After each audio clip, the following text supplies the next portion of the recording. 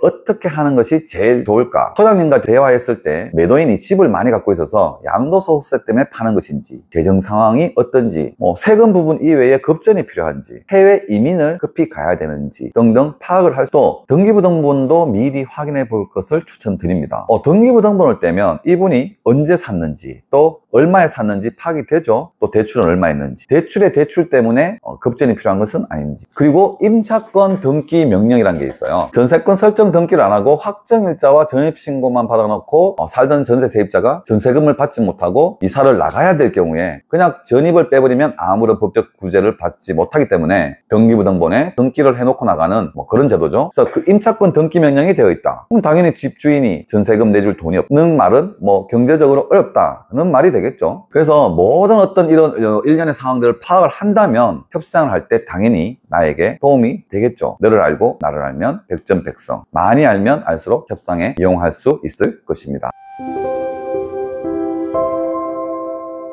다음은 급매물도 찾았고 협상도 끝이 났다. 급매물 발견했을 시 행동 요령 어떻게 해야 되냐? 열심히 찾아가지고 계약을 해야 되는데 계약 날짜, 내가 쉬는 시간, 내가 편한 시간 맞춰가지고 약속을 하다 보면 급매물 뺏길 수 있겠죠? 남 좋은 일 시킬 수 있습니다. 협상까지 다 해놓고 급매물을 뺏길 수가 있죠. 급매물을 발견해서 협상이 끝났다. 그럼 어떻게 해야 되냐? 당연히 빠르게 움직여야겠죠. 생각은 많이 하되 선택을 했으면 빨리 움직여라. 날짜 잡고 시간 잡고 늦어지죠? 그러면 어떻게 해야 되냐? 가계약을 해야 되죠. 가계약금이라도 보내라. 이 예전에는 가계약이라는 부분이 법적으로도 조금 애매한 부분이 있었어요. 그럼 여기서 가계약이라는 부분에 대해서 한번 알아보도록 하겠습니다. 가계약이란 것이 어떻게 생겨났는지, 어떤 문제가 있는지, 예방책은 무엇인지 이런 부분들을 한번 얘기해 보려고 하는데 그 이전에 구두계약부터 한번 알아보도록 하겠습니다. 구두계약이라는 거 한번 들어보셨죠? 구두계약도 계약이란 말을 많이 들어보셨을 겁니다. 구두계약의 효력은 계약서를 작성한 것이 아니더라도 당사자 간의 계약에 대한 합의가 있었다면 계약은 성립됐으로 봅니다. 구두계약도 상대방이 이를 처리한다고 말하면 해제될 수 있는데 이미 약속한 내용에 따라 이행이 이루어졌다면 해제가 불가능합니다. 예를 들어서 로또 복권을 사서 내가 친구한테 선물을 줬을 때 그 친구가 내가 1등에 당첨되면 1억을 주겠다고 얘기를 했는데 실제로 그 복권이 1등에 당첨되어서 친구가 나한테 5천만 원만 주었습니다. 이때 내가 나머지 5천만 원을 달라고 소송을 한다면 재판부에서는 말로 한 약속이라도 약정을 맺은 것으로 봐야 되므로 약속에 따라 지급하라고 판결을 내린 판례가 있습니다. 그럼 여기서 구두계약에 대해서 좀 더 알아보도록 하겠습니다. 계약 당사자 간에 말로써 약정한 것이더라도 첫 번째로 당사자 간의 의견이 합치되었고 두 번째로 잔금 지급 시기나 목적물 등에 대한 특정이 있었다면 구두계약의 효력이 있습니다.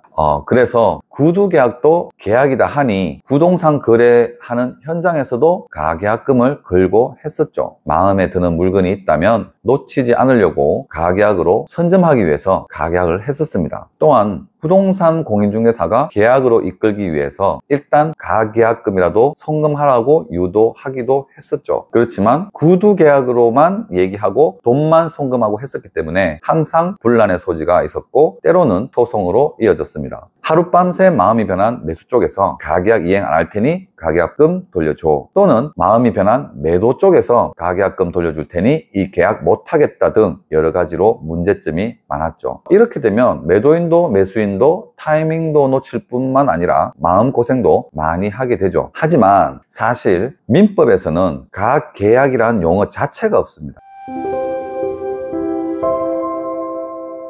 가계약이란 부동산의 거래나 임차 등을 계약할 때 정식 계약을 맺기 전에 임시로 맺는 계약을 말하죠. 거래 당사자 중 어느 한쪽이 당해 부동산으로 이익을 볼 것 같을 때 다른 사람이 계약하는 것을 미리 막기 위해 이용하는 것이 보통입니다. 예를 들어서 집값이 오를 것 같지만 확신이 서지 않을 때 가계약을 해놓았다가 분위기를 보아 유리하다 판단하면 다른 사람보다 우선하여 계약하는 시기죠. 또한 파는 사람도 오를 것 같은 기미를 알아차려 가계약의 조건을 수정하자든지 안 팔겠다고 하면 문제가 생깁니다. 따라서 가계약은 당사자들이 다양한 이해관계를 반영하여 합의하는 것이기 때문에 구속력의 정도나 규정하는 내용이 매우 다양하여 그 법적 성질이나 효력도 다양하여 쉽게 파악하기 어렵습니다. 하지만 가계약도 계약의 법률 관계는 법의 제한에 저촉되지 않는 한 개인의 자유에 맡긴다는 계약 자유의 원칙에 따라 계약의 효력이 있습니다. 다만 정확하게 계약의 내용을 명시하지 않으면 차후에 분쟁이 발생할 소지가 높기 때문에 계약 내용 및 조건을 자세하고 명확하게 계약서에 기재하는 것이 좋습니다. 판례를 보면 계약의 중요 부분에 대한 합의가 있었다면 계약으로 본다. 사건 번호 대법원 2005-39594에서 계약의 중요 부분이란 첫 번째로 매매 목적물, 두 번째로 금액, 세 번째로 중도금 지급 방법 등입니다. 최근 2021년 9월 15일에 선고한 대법원의 판결 요지 및 대책을 보면 재판부는 가계약 내용 중 계약금의 일부도 계약금과 같은 효력을 지니므로 계약을 해지할 경우 매도인은 계약금 일부의 2배, 매수인은 계약금 일부 포기 시 계약을 해지할 수 있습니다 라는 문구는 해약금 계약으로 볼 수 있어서 별도의 위약금 계약의 내용이 문구가 없으므로 매수인의 매도인에 대한 계약 이행 불이행으로 인한 위약금을 청구할 수 없다고 판단하였는 바 향후 가계약금 보낼 시에는 아래와 같은 서식을 문자로